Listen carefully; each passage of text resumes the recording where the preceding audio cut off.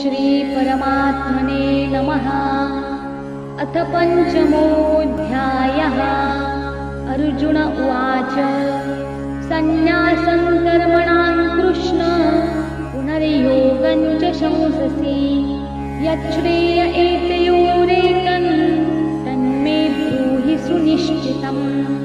श्रीभगवानुवाच सन्न्यासः कर्मयोगश्च निःश्रेयसकरावुभौ तयोस्तु कर्मसन्न्यासात् कर्मयोगो विशिष्यते।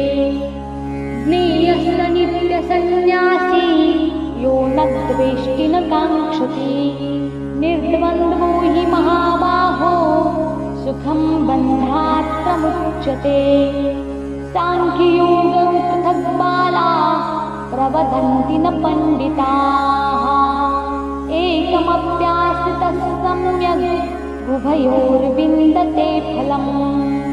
यत् साङ्ख्यै प्राप्यते स्थानं तद्योगैरपि गम्यते। एकं साङ्ख्यं च योगं च यः पश्यति स पश्यति। सन्न्यासस्तु महाबाहो दुःखमाप्तुमयोगतः योगयुक्तो मुनिर्ब्रह्म न चिरेणाधिगच्छति।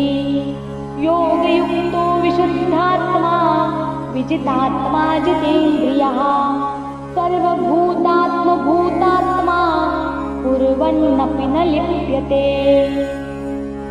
नैव किञ्चित् करोमीति युक्तो मन्येत तत्त्ववित् पश्यन् शृण्वन् स्पृशन् जिघ्रन् नश्नन् गच्छन् स्वपन् श्वसन् प्रलपन् विसृजन् गृह्णन् नुन्मिषन् निमिषन्नपि इन्द्रियाणीन्द्रियार्थेषु वर्तन्त इति धारयन् ब्रह्मण्याधाय कर्माणि सङ्गं त्यक्त्वा करोति यः लिप्यते न स पापेन पद्मपत्रमिवाम्भसा।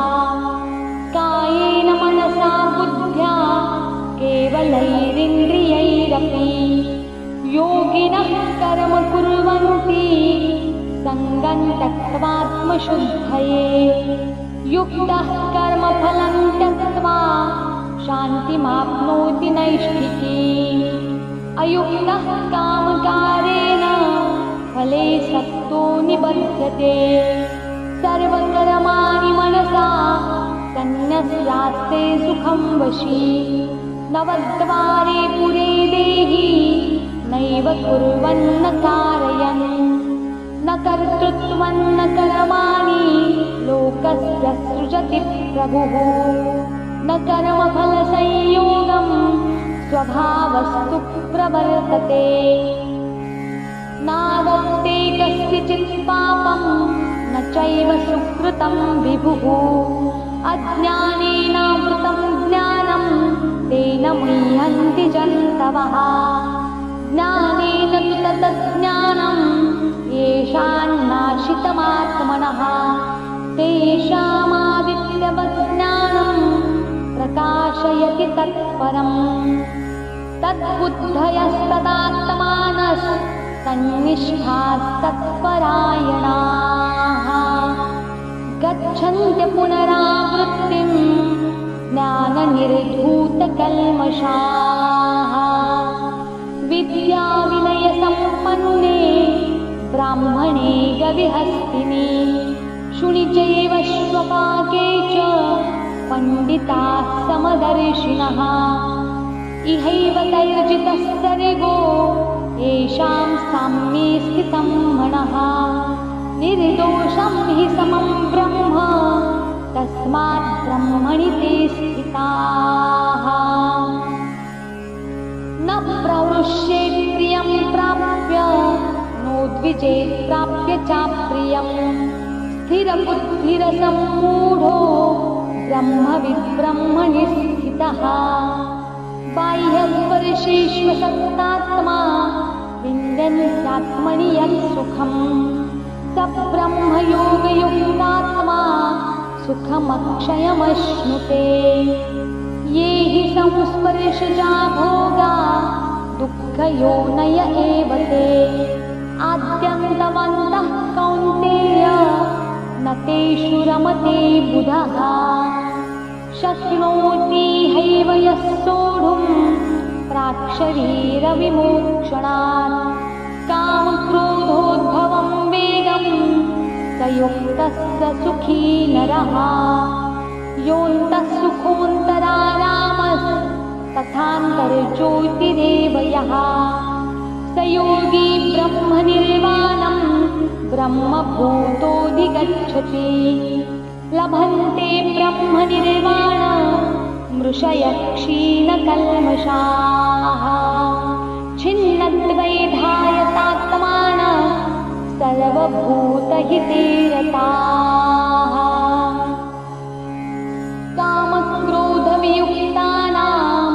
यतीनां यतचेतसाम् अभितो ब्रह्मनिर्वाणं वर्तते विदितात्मनाम् स्पर्शान् कृत्वा बहिर्बाह्यांश्चक्षुश्चैवान्तरे भ्रुवोः प्राणापानौ समं कृत्वा नासाभ्यन्तरचारिणौ यतेन्द्रियमनोबुद्धिर्मुनिर्मोक्षपरायणः विगतेच्छाभयं क्रोधो यः सदा मुक्त एव सः भोक्तारं यज्ञतपसां सर्वलोकमहेश्वरं सुहृदं सर्वभूतानां ज्ञात्वा मां शान्तिमृच्छति।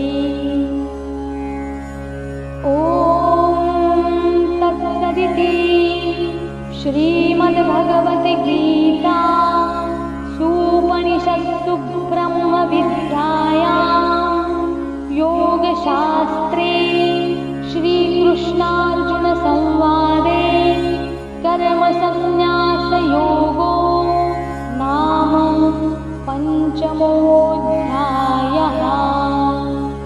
तत्सत् श्रीकृष्णार्पणमस्तु।